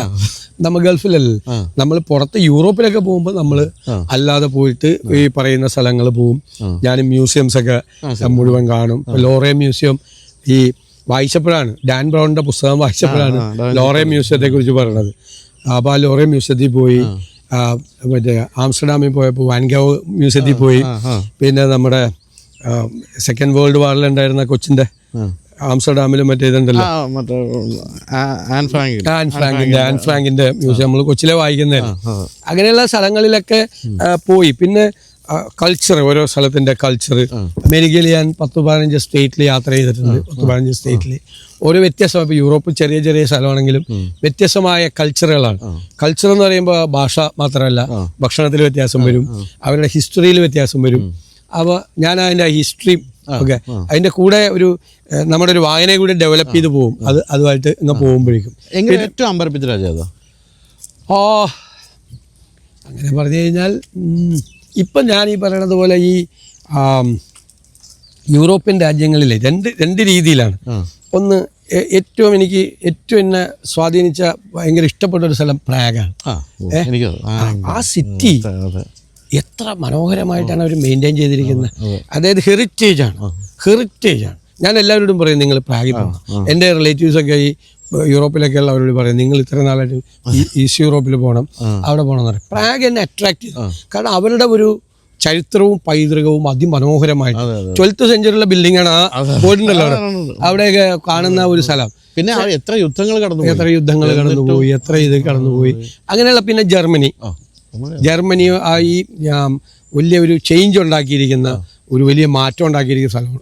തീർച്ചയായിട്ടും ഇപ്പോൾ വിയറ്റ്നാം ഈ പറഞ്ഞതുപോലെ അത്ഭുതങ്ങൾ നടക്കുന്ന സ്ഥലമാണ്. ചൈനയും ഒരുപാട് ഇൻഫ്രാസ്ട്രക്ചർ ഡെവലപ്മെൻറ്റും ഒരുപാട് മാറ്റങ്ങൾ ചൈനയിലും തീർച്ചയായിട്ടും ഉണ്ടായിട്ടുണ്ട്. മറ്റവരൊക്കെ മാറ്റങ്ങളല്ല, അവരുടെ ഒരു കൾച്ചറും അവരുടെ ഒരു പഴയ പൈതൃകവും അവർ പ്രൊട്ടക്ട് ചെയ്യണം. അതാണ് അതിൻ്റെ അകത്ത് പ്രത്യേകത. നമുക്ക് എന്താണ് തടസ്സം? ഇപ്പം നമ്മളിപ്പം EMS തൊട്ട് ഇപ്പം പിണറായി വിജയൻ വരെയുള്ള നിരവധി സർക്കാരുകൾ, അതിനകത്ത് കോൺഗ്രസ് സർക്കാർ ഉൾപ്പെടെയുള്ളവർ വന്നിട്ടും എന്തുകൊണ്ടാണ് നിങ്ങളൊക്കെ ഈ കാണുന്ന സ്വപ്നത്തിലേക്ക് കേരളം ഇപ്പോഴും എത്താത്തത്? അല്ല, കുറേ മാറ്റങ്ങൾ ഉണ്ടായിട്ടുണ്ട്. ആ മാറ്റങ്ങൾ നമ്മൾ ആഗ്രഹിക്കുന്ന തലത്തിലേക്ക് ആ മാറ്റങ്ങൾ ഉണ്ടായിട്ടില്ലെന്നല്ലേ. ഇപ്പൊ ഭയങ്കര ഒന്ന് സ്ലോ ആയി. ഞാൻ പൊളിറ്റിക്സ് അല്ല, ഒരു സ്ലോ ആയി. നമ്മളിപ്പോൾ പഴയ ഗമ പറഞ്ഞുകൊണ്ടിരിക്കുക. അതല്ല, ആരോഗ്യരംഗത്ത്, വിദ്യാഭ്യാസ രംഗത്ത്, ടൂറിസം രംഗത്ത് ഒക്കെ ലോകത്തിലുണ്ടായിക്കൊണ്ടിരിക്കുന്ന മാറ്റങ്ങൾക്കൊപ്പം ആ വേഗതയിൽ നമുക്ക് പോകാൻ പറ്റുന്നില്ല എന്നത് ഏറ്റവും പ്രധാനപ്പെട്ട ഒരു കാര്യമാണ്. അപ്പോൾ അതിലേക്ക് നമുക്ക് വരണം. അതുകൊണ്ടാണ് ഞാൻ നേരത്തെ പറഞ്ഞ കാര്യങ്ങളെല്ലാം പറഞ്ഞത്. നമുക്ക് ഈ ടൂറിസം തന്നെ നമുക്ക് ഒന്ന് റീസ്ട്രക്ചർ ചെയ്യണം. കാരണം കേരളത്തിലെ ഏറ്റവും വലിയ അഡ്വാൻറ്റേജ് എന്താ ടൂറിസത്തിൻ്റെ? നമുക്ക് ഇപ്പോൾ ബീച്ചിൽ പോവാം, ബീച്ച് ടൂറിസം ഉണ്ട്. അവിടെ നിന്ന് വളരെ പെട്ടെന്ന് നമ്മൾ വെസ്റ്റേൺ ഗാർഡ്സിൽ എത്താൻ പറ്റും. നമുക്ക് ഇൻലാൻഡ് നാവിഗേഷൻ ഉണ്ട്, അതിലേക്ക് പെട്ടെന്ന് പോകാൻ പറ്റും. മനോഹരമായ സ്ഥലങ്ങളിലേക്കുള്ള യാത്രകൾ വലിയ അപ്പം അത് കണക്ട് ചെയ്യണം. കഥകളി പോലുള്ള കണക്ട് ചെയ്യണം. നമ്മുടെ ആർട്ട് എല്ലാത്തിനെയും കണക്ട് ചെയ്യണം. എനിക്ക് തോന്നുന്നത് കുറച്ചുകൂടി കൂടുതൽ മ്യൂസിയങ്ങളും നമുക്കുണ്ടാകണം. നമ്മുടെ ഒരു കൾച്ചറിനെ നമ്മൾ ഷോക്കേസ് ചെയ്യാൻ പറ്റിയ കുറേ കാര്യങ്ങൾ കൂടി നമുക്ക് വേണം. അത് നമുക്ക് ചെയ്യാൻ പറ്റും. ഇത് ഗവൺമെൻറ് ചെയ്യാൻ പോകരുത്. ഗവൺമെൻറ്റിൻ്റെ ജോലി അല്ലത്. ഗവൺമെൻറ് ഫെസിലിറ്റേറ്റർ ആവും. ഗവൺമെൻറ് കുറച്ച് പൈസയൊക്കെ മുടക്കണം, എന്നിട്ട് കാര്യങ്ങൾ ചെയ്യിപ്പിച്ചിട്ട് പ്രൈവറ്റ് ആളുകളെ കൊണ്ട് റൺ ചെയ്യിപ്പിക്കണം. അഴിമതി ആരോപണം വരുമല്ലോ. അല്ലല്ല, പ്രൈവറ്റ് ആളുകളെ കൊണ്ട് റൺ ചെയ്യിപ്പിക്കണം, കോമ്പറ്റേറ്റീവ് ഇത് ചെയ്യിപ്പിക്കണം, അത് മോണിറ്റർ ചെയ്യണം. ഗവൺമെന്റ് ഇൻവെസ്റ്റ് ചെയ്യണ പൈസ വിത്തിൻ 3 to 5 years തിരിച്ചു കിട്ടണം. അത്രയല്ല. അപ്പൊ അടുത്തതിൽ ഇൻവെസ്റ്റ് ചെയ്യണം. അല്ലാതെ ഗവൺമെന്റ് പോയിട്ട് ഇത് നടത്താനൊന്നും പോയി കഴിഞ്ഞാൽ ഇന്നത്തെ കാലത്ത് നമ്മുടെ സെറ്റപ്പ് ഒന്നും വെച്ച് നമുക്ക് ചെയ്യാൻ പറ്റില്ല. അപ്പൊ അത് ആ രീതിയിലേക്കുള്ള ഒരു ഓപ്പൺ അപ്പ് നമുക്ക് വേണ്ടി വരും. നമ്മളിപ്പോൾ സാധാരണ ഇപ്പം ഞാനിപ്പോൾ രാവിലെ സജീഷേട്ടൻ വരുന്നു എന്ന് പറഞ്ഞപ്പോഴത്തേക്ക് എൻ്റെ മനസ്സിലുള്ളൊരു ഖദറൊക്കെ ഇട്ട് ഇവർ സ്ഥിരം ഒരു സാധനം ഉണ്ടല്ലോ, ഖദർ മുണ്ടും ഷർട്ട്, അങ്ങനെയൊന്നും അല്ലാതെ പരമ്പരാഗത രീതിയിലൊന്നും അല്ല വന്നിരിക്കുന്നത്. അപ്പോൾ ഈ ഒരു മാറ്റം എന്ന് പറയുന്നത് ശരിക്കും പറഞ്ഞാൽ നമ്മളിപ്പം ഞാനത് പിന്നെ കണ്ടിരിക്കുന്ന ഹൈബിയുടെ കാര്യത്തില്ല, ഹൈബി ജീൻസും ടീഷർട്ടൊക്കെ ഇട്ടിടും. നിങ്ങൾ എന്തുകൊണ്ടാണ് അതിൽ തന്നെ സ്റ്റിക്ക് ഓൺ ചെയ്ത് നിൽക്കുന്നത് ഈ രാഷ്ട്രീയക്കാർ? അല്ല, അത് നമ്മൾ തുടങ്ങിയപ്പോൾ അതായിരുന്നു രീതി. നമ്മളൊരു യൂണിഫോം പോലെ ഇങ്ങനെ ചെയ്ത്, പിന്നെ ഖദറിനോടൊരു ആഭിമുഖ്യം നമുക്ക് ഉണ്ടായി. ഇങ്ങനെ ഹിസ്റ്ററിയൊക്കെ വായിച്ച് അങ്ങനെ വെള്ളയും അങ്ങനെ ധരിച്ചു തുടങ്ങി. നമ്മൾ അങ്ങനെ ഐഡന്റിഫൈഡ് ആയി. ഒരു സ്റ്റേജ് കഴിഞ്ഞപ്പോൾ പെട്ടെന്ന് നമുക്കതൊരു മാറ്റാനുള്ള, ഞങ്ങളൊക്കെ കുറെ മാറ്റും. കാരണം എനിക്ക് ഇവരുടെ ഈ ഹൈബി എന്നൊക്കെ പറഞ്ഞാൽ അവരുടെ ആ ഒരു കമ്പനി, യങ്സ്റ്റേഴ്സിന്റെ കമ്പനി എന്നെ ഇൻഫ്ലുവൻസ് ചെയ്തിട്ടുണ്ട്. അപ്പൊ അവരുടെ കൂടെയൊക്കെ ഞങ്ങൾ യാത്രയൊക്കെ ചെയ്യും, നിരന്തരമായി യാത്രയൊക്കെ ചെയ്യും. അപ്പൊ ആ ഒരു അടുത്ത ജനറേഷൻ എന്നെ ഇൻഫ്ലുവൻസ് ചെയ്തുകൊണ്ടാണ് ഞാൻ പുറത്തു പോകുമ്പോഴും വിദേശത്ത് പോകുമ്പോഴും ഒക്കെ ചെയ്യുന്നത്. നിങ്ങളെ പോലുള്ള നിങ്ങളെല്ലാവരും ഇപ്പൊ ഈ രാഷ്ട്രീയ നേതാക്കൾ ഹൈബിയെ പോലുള്ളവരൊക്കെ കൂടെ യാത്ര ചെയ്യുമ്പോൾ നിങ്ങൾ ഇത്തരം കാര്യങ്ങൾ പങ്കുവയ്ക്കാറില്ലേ? തീർച്ചയായിട്ടും. രാജ്യത്തിന്റെ വികസനം എങ്ങനെയാണ് എല്ലാം നമ്മൾ ഷെയർ ചെയ്യും. ഞങ്ങളെല്ലാം ഷെയർ ചെയ്യും. ഞങ്ങൾ നന്നായിട്ട് കമ്മ്യൂണിക്കേറ്റ് ചെയ്യും, ആശയങ്ങൾ പറയും. ഞാൻ സത്യത്തിൽ ഞങ്ങൾ യാത്ര ചെയ്തിരുന്ന ഒരു ടീമിലെ ഏറ്റവും പ്രായമുള്ള ആൾ ഞാനായിരുന്നു. ഇവരെല്ലാം യങ്സ്റ്റേഴ്സ് ആയിരുന്നു. അപ്പൊ ഞാൻ അവരുമായിട്ട്, കാരണം നമുക്ക് ആ ജനറേഷൻ ഗ്യാപ്പും ഇല്ലാതാണ്, അവരുമായിട്ടുള്ളൊരു കമ്മ്യൂണിക്കേഷൻ, അവരുടെ ഭാഷ, ഇതൊക്കെ വളരെ പ്രധാനമാണ് ഇന്നത്തെ കാലത്ത്. വൈബൊക്കെ വേണമല്ലോ. അത് പറഞ്ഞ വൈബ് എന്ന് പറഞ്ഞ വാക്ക് തന്നെ വളരെ ഇതാണ്. അപ്പൊ ജെൻസിയുടെ ഒരു വൊക്കാബുലറി ഉണ്ട്, ആ വൊക്കാബുലറി നമ്മൾ മനസ്സിലാക്കണം. പിന്നെ അവരുടെ വേ ഓഫ് തിങ്കിങ് നമ്മൾ മനസ്സിലാക്കണം. നമുക്കുള്ള പ്രശ്നം എന്ന് വെച്ച് കഴിഞ്ഞാൽ നമ്മുടെ പഴയ തലമുറ പറയും ഞങ്ങളുടെ കാലത്തായിരുന്നു, ഇപ്പൊക്കെ എന്താന്ന് ചോദിക്കും. നമ്മളും പറഞ്ഞു തുടങ്ങാൻ പാടില്ല. ഓരോ കാലത്തിനും അതിൻ്റെതായ പ്രത്യേകതകളും അതിൻ്റെതായ വൈവിധ്യങ്ങളും ഉണ്ട്. എത്ര മിടുക്കരായിട്ടുള്ള കുട്ടികളുണ്ട് ഇപ്പോൾ, ഭയങ്കരമായിട്ട് ആലോചിക്കുന്ന, അവര് ഒരു ബോൾഡ് ആയിട്ടുള്ള കുട്ടികൾ എത്ര പേരുണ്ട്. ചിലപ്പോൾ നമ്മൾ വിചാരിക്കും നമ്മളൊക്കെ എന്ത് ധൈര്യമാണ് നമ്മുടെ ചെറുപ്പത്തിൽ കാണിച്ചിരിക്കുന്നത്, അതിനേക്കാളൊക്കെ ധൈര്യം കാണിക്കുന്ന എത്രയോ കുട്ടികളുണ്ട്. അപ്പം മിടുമിടുക്കന്മാരും മിടുമിടുക്കികളുമായിട്ടുള്ള ഒരു ടീമുണ്ട്. പിന്നെ വല്ലാതെ അവരെ ഈ ഇപ്പൊ ഞാൻ പറഞ്ഞില്ല, ഇപ്പൊ ഡ്രഗ്സിന്റെ ഒരു ഉപയോഗം നമ്മുടെ കുട്ടികളെ ഒരുപാട് പേരെ തെറ്റായ വഴികളിലൂടെ കൊണ്ടുപോകുന്നുണ്ട്. വല്ലാതെ കുട്ടികളെ നശിച്ചു പോകുന്നുണ്ട്, അവരെ കൺട്രോൾ ചെയ്യാൻ പറ്റാതെ. അതൊക്കെ ഒന്നും കൂടി അവരെ ഒന്ന് ക്രിയേറ്റീവ് ഇതിലേക്ക് നമുക്ക് കൊണ്ടുവന്ന് അവർക്കൊരു പ്രതീക്ഷയും മറ്റു കാര്യങ്ങളൊക്കെ കൊടുത്തു കഴിയുമ്പോൾ എനിക്ക് തോന്നുന്നു നമുക്ക് അവരെ ട്രാക്കിലേക്ക് കൊണ്ടുവരാൻ പറ്റുമെന്നാണ്. നമ്മൾ അവരെ വിടരുത്, അവരാണ് നമ്മുടെ സ്ട്രെങ്ത്, അവരാണ് നമ്മുടെ വെൽത്ത്. പക്ഷെ അതിനകത്തൊരു കാര്യമുള്ളത്, ഇപ്പം നമ്മൾ നേരത്തെ പറഞ്ഞ പോലെ തന്നെ ഈ കുട്ടികളെന്ന് പറയുന്ന ഒരു രാഷ്ട്രീയത്തിൽ നിന്നൊക്കെ പാടെ വിട്ടുപോയിക്കൊണ്ടിരിക്കുകയാണ്. ഇപ്പം പല കുട്ടികൾക്കും ഇപ്പം കേരളത്തിലെ മുഖ്യമന്ത്രി ആരാന്ന് ചോദിച്ചപ്പോൾ അറിയാത്ത ഒരു അവസ്ഥയുണ്ട്. പക്ഷെ നമ്മളിപ്പോൾ വിദ്യാർത്ഥി രാഷ്ട്രീയം എന്ന് പറയുന്നത് ഒരു കുറച്ച് പേരിലേക്ക് ചുരുങ്ങിയിരിക്കുക. അപ്പം അത് വളരെ ആക്റ്റീവായിട്ടുള്ള കുറേ കുട്ടികളിലേക്ക്. അപ്പൊ ഇതിനെങ്ങനെയാ കാണുന്നത്, ഈ ഒരു രാഷ്ട്രീയവൽക്കരണം കുട്ടികൾക്കിടയിൽ ഉണ്ടാകാത്തതിൽ? അത് എൻ്റെ ഒരു രസകരമായ വിശദീകരണമുണ്ട്. നമ്മളൊക്കെ സ്റ്റുഡൻറ് പൊളിറ്റിക്സിലൊക്കെ ഇറങ്ങുമ്പോൾ നമ്മുടെയൊക്കെ വീട്ടിൽ 5-6 പേരുണ്ട്. ഒരുത്തം പോയാലും വീട്ടുകാര് ഇടയ്ക്ക് നോക്കും ഇതാണ് മറ്റേ ഇതല്ല, ഒരാള് മാക്സിമം 2 ആള് അത്രയേ ഉള്ളൂ. അതിൽ അവര് പൊളിറ്റിക്സിലേക്കൊക്കെ പോയി നശിവാദോർത്ത വീട്ടുകാർ ഇതായിട്ടിരിക്കുക. എൻ്റെ 1ാം ക്ലാസ്സിൽ ചേർക്കാൻ എൻ്റെ അച്ഛൻ വന്നു, ഇല്ലെങ്കിൽ ചേർക്കൂലല്ലോ. പിന്നെ പ്രീ ഡിഗ്രി ഫസ്റ്റ് ഇയർ ചേർക്കാൻ വേണ്ടി വന്നു.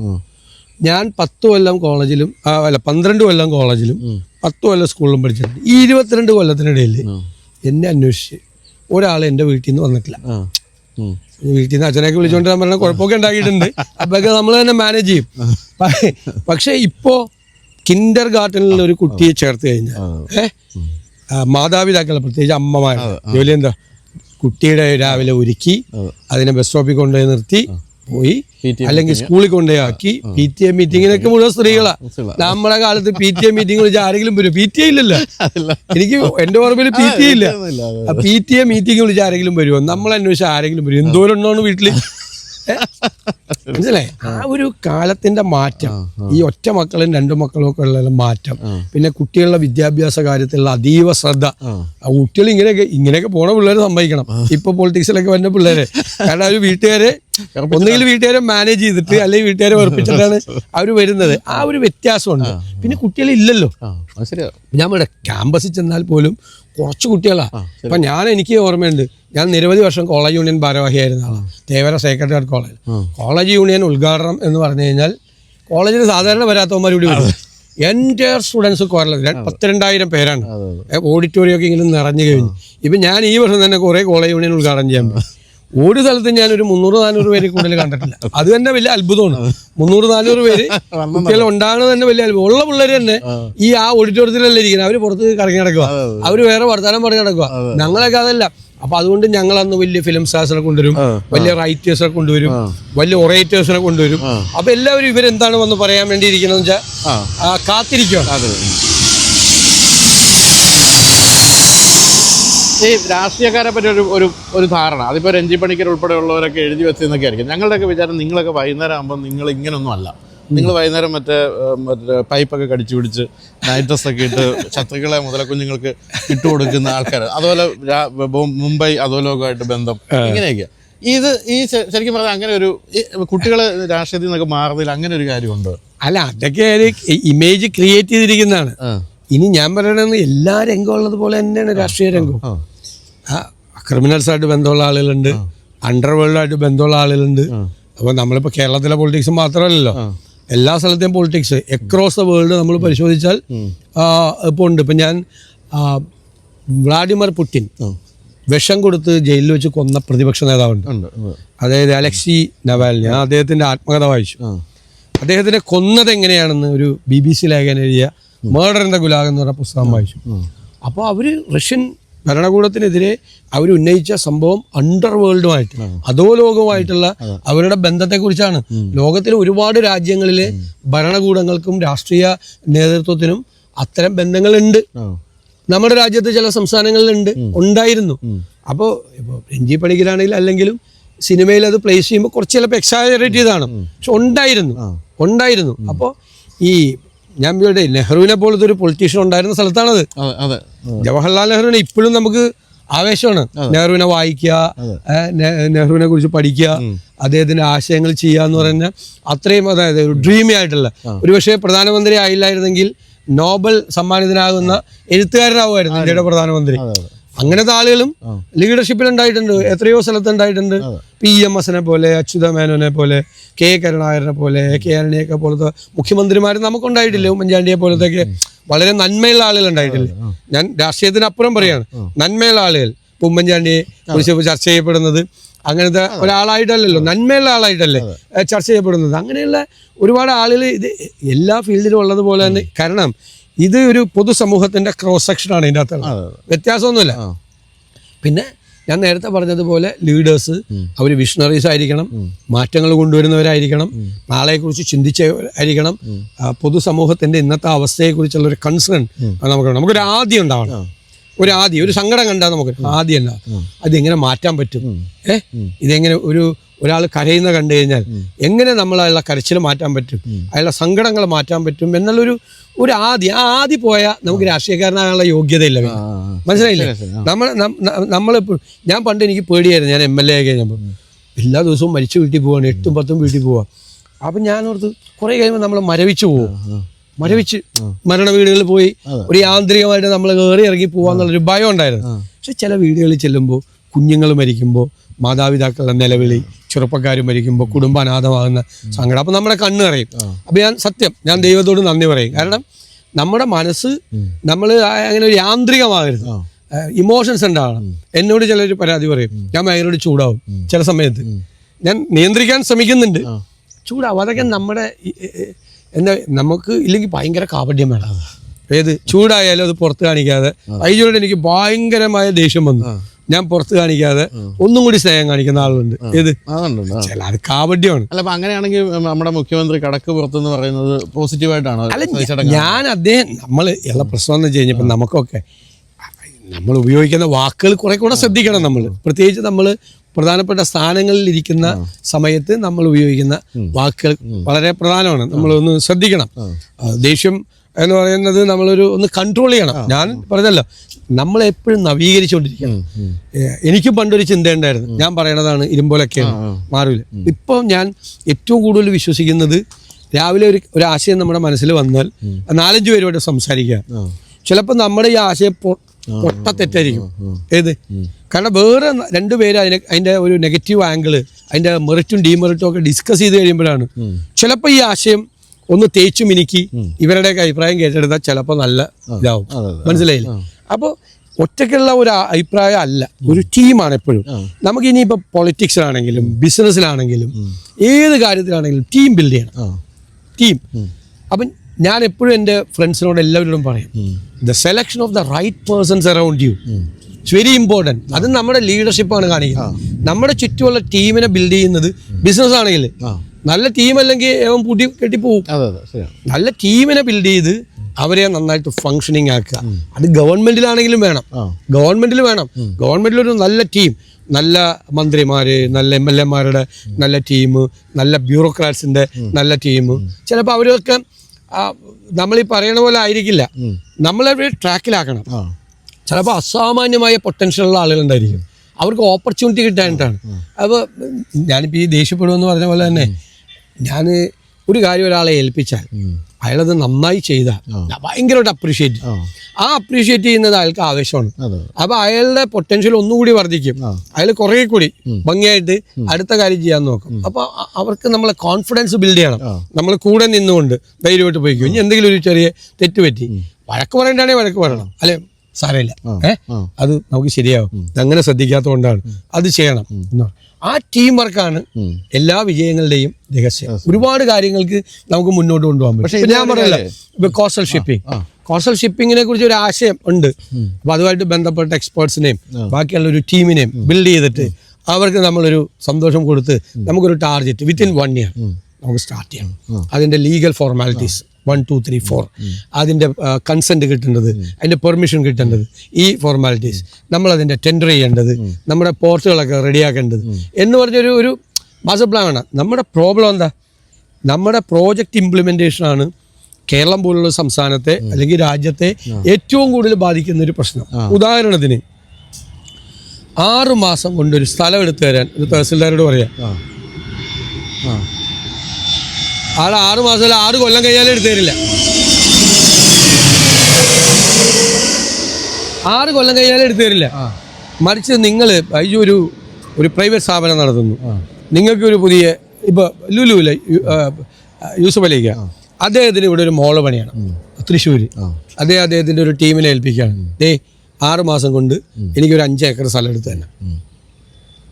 6 മാസം 181ാമത്തെ ദിവസം അദ്ദേഹത്തെ പോലുള്ള ഒരു ബിസിനസ്സുകാരൻ അന്വേഷിക്കും, എടുത്തു വന്നെടുത്തില്ലെങ്കിൽ നല്ല കാര്യം പോക്കാം. ഇതില്ല, ഗവൺമെന്റില്ല, ആള് നിൽക്കും. അപ്പൊ എൻ്റെ ഒരു വളരെ പ്രധാനപ്പെട്ട പോയിന്റ്, അക്കൗണ്ടബിലിറ്റി ലീഗലൈസ് ചെയ്യണം. നിങ്ങൾ ലയബിൾ ആവണം. 181ാമത്തെ ദിവസം നിങ്ങളിത് ചെയ്തില്ല, അപ്പൊ എന്താ, നിങ്ങൾ 6 മാസം എടുക്കൂല, നിങ്ങൾ 3 മാസം കൊണ്ട് ഇത് ചെയ്തു തരും. ഏത് നിങ്ങൾ അതാണ്. അപ്പോൾ അതും കൂടി ഒരു കൾച്ചർ, അനാവശ്യമായൊരു കൾച്ചർ ഉണ്ടായി. 50 കോടിക്ക് ചെയ്യേണ്ട ഒരു പ്രോജക്റ്റ് 500 കോടിയായാലും തീരൂല. അതാണ്. അപ്പൊ നമ്മുടെ എക്സ്ചക്കറിൽ നിന്നുള്ള ലീക്കേജ് ആണ് എന്നെ ഏറ്റവും കൂടുതൽ അലട്ടുന്ന ഒരു സാധനമാണ്. അത് നമുക്ക് കറക്റ്റ് ചെയ്യാൻ പറ്റും. കറക്റ്റ് ചെയ്യാനുള്ള മെഷേഴ്സ് ഉണ്ടാക്കാൻ പറ്റും. ഇപ്പം ഇതേപോലെ നേരത്തെ പറഞ്ഞ അതോടനുബന്ധമായിട്ട് പറയുകയാണെങ്കിൽ ഇപ്പം ഈ പ്രതിപക്ഷമായാലും ഭരണപക്ഷമായാലും ഇപ്പം അത് കേന്ദ്രത്തിലായാലും ഇവിടെ ആയാലും അവർ നല്ല കാര്യങ്ങൾ ചെയ്യുന്നുണ്ട്. പക്ഷേ അവരൊരു അഭിനന്ദനം പ്രതീക്ഷിക്കുന്നില്ലേ പ്രതിപക്ഷത്തു നിന്ന്? അല്ല, ചെയ്ത നല്ല കാര്യങ്ങൾ ചെയ്ത നമ്മൾ തീർച്ചയായിട്ടും നമ്മളതിനെ അപ്രീഷിയേറ്റ് ചെയ്യണം. ഇപ്പോൾ ഞാൻ ഇൻവെസ്റ്റേഴ്സ് മീറ്റ് നടത്തി. ഇൻവെസ്റ്റേഴ്സ് മീറ്റ് ഗവൺമെൻറ് നടത്തി കഴിഞ്ഞപ്പോൾ ഞാൻ അവിടെ ചെന്ന് ഞാൻ സംസാരിച്ചത് കേരളത്തിനെ കുറിച്ച് നെഗറ്റീവ് അല്ല, കേരളത്തിനെ കുറിച്ച് പോസിറ്റീവാണ്. ഞാനവിടെ പ്രസംഗിച്ചത് ഞാനൊരു ട്രേഡ് യൂണിയനിസ്റ്റാണ്. പണ്ട് ട്രേഡ് യൂണിയൻ മിലിറ്റൻസി കേരളത്തിലുണ്ടായി. ഇപ്പോൾ ഒരു സ്ഥലത്ത് സമരം നടക്കുന്നില്ല കഴിഞ്ഞ കുറേ വർഷമായിട്ട്. ഞങ്ങളെല്ലാം ട്രേഡ് യൂണിയനിസ്റ്റുകൾ തൊഴിലാളികളോട് പറയുന്നത്, നിങ്ങൾ നന്നായി ജോലി ചെയ്യുക, നിങ്ങളെ കമ്പനിയെ പ്രോഫിറ്റബിൾ ആക്കുക, അത് കഴിയുമ്പോൾ ഞങ്ങൾ നിങ്ങൾക്ക് വേണ്ടി ബാർഗൈൻ ചെയ്ത് കമ്പനി ഉണ്ടാക്കുന്ന ലാഭത്തിൻ്റെ ഷെയർ നിങ്ങൾക്ക് മേടിച്ചു തരാം. അത് ഭയങ്കര കൈയടിയായിരുന്നു. അപ്പോൾ ഞാൻ പറഞ്ഞു, നമ്മൾ പ്രതിപക്ഷമാണെങ്കിലും നമ്മൾ ക്രിയേറ്റീവ് പ്രതിപക്ഷമാണ്. പിന്നെ ചില കാര്യങ്ങൾ എതിർക്കാതിരിക്കാൻ പറ്റില്ല.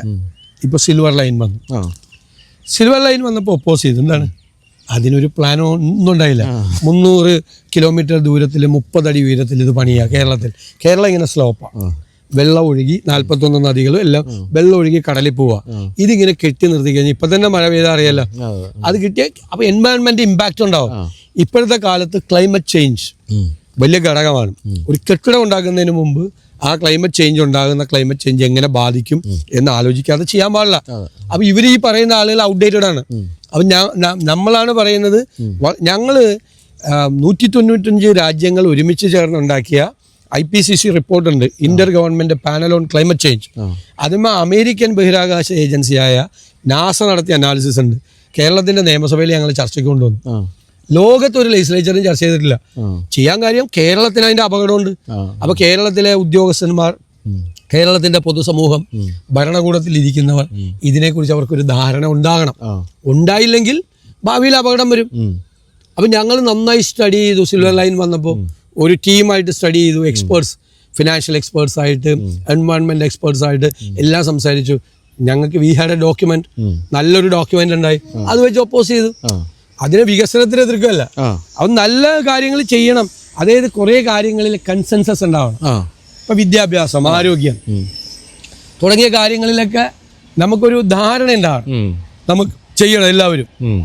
അങ്ങനെ ഉണ്ടായിരുന്നല്ലോ കേരളത്തിൽ.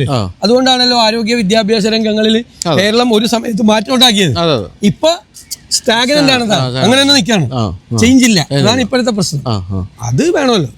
അപ്പം നമുക്കത് ഇത്തിരി രാഷ്ട്രീയത്തിലേക്ക് പോകണമെങ്കിൽ ഈ കോൺഗ്രസ് എന്ന് പറയുന്ന ആ ഒരു പാർട്ടിയെ മാറ്റി നിർത്തിയാൽ കേരളം ഭരിച്ച മുഖ്യമന്ത്രിമാരിൽ കോൺഗ്രസ് ഇതര മുഖ്യമന്ത്രിമാരിൽ സതീശന് ഏറ്റവും ഇഷ്ടം ആര്? എനിക്ക് സി അച്യുതമേനോൻ വളരെ സിമ്പിളായിട്ട് വളരെ ലാളിത്യമുള്ള ഒരു ആളായിരുന്നു. ഒന്ന്, അത് ഒരു ഭരണാധികാരിക്ക് പ്ലസ് ആകണം. രണ്ട്, കേരളത്തിൽ ഏറ്റവും കൂടുതൽ സ്ഥാപനങ്ങൾ, കേരളത്തിലൊരു വലിയ മാറ്റം ഉണ്ടാക്കിയത് അദ്ദേഹത്തിൻ്റെ കാലത്താണ്. ശാസ്ത്ര സാങ്കേതിക സ്ഥാപനങ്ങൾ, വ്യവസായങ്ങൾ, ഒരുപാട് കാര്യങ്ങൾ വന്ന ഒരു നല്ല വിഷണറി ആയിട്ടുള്ള ഒരു മുഖ്യമന്ത്രിയായിരുന്നു.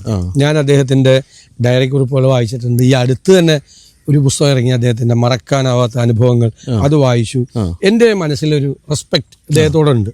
എന്ന് പറഞ്ഞാൽ ഒരു GMS വലിയ എഴുത്തുകാരനായിരുന്നു, വലിയ ചിന്തകനായിരുന്നു, വലിയ പൊളിറ്റിക്കൽ ലീഡറായിരുന്നു. എങ്കിൽ പോലും അതുപോലെ ഈ ഒരു വലിയ ഒരു ആയിട്ടുള്ള ഒരാളാണ് സി അച്യുതമേനോൻ. നന്നായി എന്നെ ഇൻഫ്ലുവൻസ് ചെയ്തിട്ടുള്ള ഒരു പൊളിറ്റിക്കൽ ലീഡർ. അതുപോലെ നമ്മളിപ്പോൾ നിയമസഭ നോക്കുകയാണെങ്കിൽ നേതാക്കളിൽ ഈ കൊള്ളാം, ഈ നിയമസഭയിലൊക്കെ പഠിച്ച കാര്യങ്ങൾ സംസാരിക്കുകയൊക്കെ ചെയ്യുന്ന ഒരു കോൺഗ്രസ് ഇതര MLA ആരായിട്ടാണ് കാണുന്നത്? നിയമസഭയിൽ ഭരണകക്ഷിയിൽ നിന്ന് ഭരണകക്ഷി അപ്പുറത്തുനിന്ന്, പ്രതിപക്ഷത്ത് കോൺഗ്രസ് അല്ലാത്ത MLA-മാരും ഒക്കെ ഉണ്ട്. ഭരണകക്ഷിയിൽ നിന്ന് ചെറുപ്പക്കാരായിട്ടുള്ള MLA-മാർ അവർ കുറെ കൂടെ ശ്രദ്ധിക്കണം എന്നുള്ള അഭിപ്രായക്കാരാണ് ഭരണകക്ഷിയിലെ. അവര് കുറച്ചുപേര് നല്ല പൊട്ടൻഷ്യൽ ഉള്ളവരാണ്. പക്ഷെ അവർ വെറുതെ ബഹളമൊക്കെ ഉണ്ടാക്കി അവർ ശ്രദ്ധിക്കുന്നില്ല. ഞങ്ങളൊക്കെ നമ്മുടെ MLA-മാരോട് നമ്മൾ പറയും കുറച്ചുകൂടി ഒന്ന് തയ്യാറായി വരണം. അപ്പോൾ ഞങ്ങളൊരു ടീമിനെ അങ്ങനെ ബിൽഡ് ചെയ്തിട്ടുണ്ട്. കാരണം എല്ലാവരും ആരും പഠിക്കാതെ വരില്ല, എല്ലാവരും നല്ല വെൽ സ്റ്റഡീഡായിട്ടേ വരുള്ളൂ. അങ്ങനത്തെ ഒരു സംഭവം അപ്പുറത്തൊന്നില്ല. പക്ഷെ നന്നായിട്ട് സംസാരിക്കുന്ന ആളുകൾ എല്ലാവരും ഉണ്ട്, ഒരുപാട് പേരുണ്ട്. നന്നായിട്ട് കാര്യങ്ങളൊക്കെ അറിയാവുന്നവരും ഉള്ളവരും ഉണ്ട്. പക്ഷെ അവരൊന്നും കൂടി നിയമസഭാ പ്രവർത്തനത്തിൽ പുതിയതായി വന്ന ചെറുപ്പക്കാർ ശ്രദ്ധിക്കണമെന്നാണ് എൻ്റെ അഭിപ്രായം. ഞാനത് MLA ആയിരിക്കുന്ന സമയത്തും പ്രതിപക്ഷ നേതാവായിരിക്കുന്ന സമയത്തും നമ്മുടെ കൂട്ടത്തിൽ നിന്ന് വരുന്ന ആളുകളെ ശ്രദ്ധിക്കാൻ വേണ്ടിയിട്ട് നിർബന്ധിക്കും. ഒരു ചെറിയ പേടിയൊക്കെ ഉണ്ട്. ഞാൻ അങ്ങനെ വഴക്ക് പറയും. മോശമായിട്ട് പ്രസംഗിച്ച, പ്രിപ്പയർ ചെയ്യാതെ വന്ന് പ്രസംഗിച്ചാൽ വഴക്ക്. ഇല്ലെങ്കിൽ നന്നായി പ്രസംഗിച്ച ഞാൻ അവരുടെ സീറ്റിൽ പോയിട്ട് അവരെ കൺഗ്രാജുലേറ്റ് ചെയ്യും, ഗംഭീരമായെന്ന് പറയും. അപ്പോൾ പണ്ട് എനിക്കത് കിട്ടിയിട്ടുണ്ട്. ഞാൻ നന്നായി സംസാരിച്ചപ്പോൾ മാണി സാറ്, EM ജേക്കബ് ഒക്കെ വന്ന്, സീറ്റിൽ ആര്യാടൻ സാറ് ഒക്കെ വന്ന് പറഞ്ഞിട്ടുണ്ട്. അപ്പൊ ഞാൻ ഇപ്പൊ സീനിയർ ആയിട്ടുള്ള ഒരാളല്ലേ, 25 വർഷം പൂർത്തിയാവുകയാണ്. അപ്പൊ നമ്മളൊരു വാക്ക് നന്നായി, അപ്പൊ അവർക്ക് എല്ലാവർക്കും അറിയാം. വെറുതെ പറയും നിയമസഭയിൽ ഗംഭീരമായെന്ന് പറയും, നമ്മൾ പൊട്ടപ്രസംഗം നടത്തിയാൽ. അപ്പൊ എന്റെ അറിയാം, മോശമായ ഞാൻ പറയും, നീ പഠിക്കാതെ വന്നേക്കാണ്, ഈ പരിപാടി മേലെ ആവർത്തിക്കാൻ പാടില്ല, പഠിക്കാതെ വന്നിട്ട് ഇവിടെ ഒരു കാര്യം സംസാരിക്കണ്ട, പഠിച്ചിട്ട് വരണം. പിന്നെ എടുക്കും, എനിക്ക് പറ്റിയെങ്കിൽ നന്നായി കഴിഞ്ഞാൽ അവർക്ക് അറിയാം ഞാൻ വെറുതെ പറയല്ല, നന്നായി പറയാണെന്നറിയാം. ഞാൻ അതുകൊണ്ട് എപ്പോഴും അത് ശ്രദ്ധിക്കും. അപ്പോൾ ഈ സംസാരിച്ച് കഴിഞ്ഞാൽ നമ്മളൊന്ന് തിരിഞ്ഞു നോക്കുമ്പോൾ ഇങ്ങോട്ട് നോക്കൂ, നമ്മൾ തിരിഞ്ഞു നോക്കണ്ട. നേരത്തെ തൊട്ട് ഞാൻ MLA ഇരിക്കുമ്പോഴും അത് തന്നെ അങ്ങനെ. അതുകൊണ്ട് നല്ല ഞാനുണ്ടാക്കിയതല്ല, അവരുടെ കപ്പാസിറ്റിയാണ്. അവരൊക്കെ നല്ല അതുപോലെ നല്ല മിടുക്കരായിട്ടുള്ള ആളുകൾ ഭരണകക്ഷിയിലുണ്ട്. അവർക്കൊക്കെ നന്നായി സംസാരിക്കാൻ പറ്റും, മനോഹരമായി പ്രസംഗിക്കുന്ന ആളുകളൊക്കെ ഉണ്ട്, ധാരാളം പേരുണ്ട്.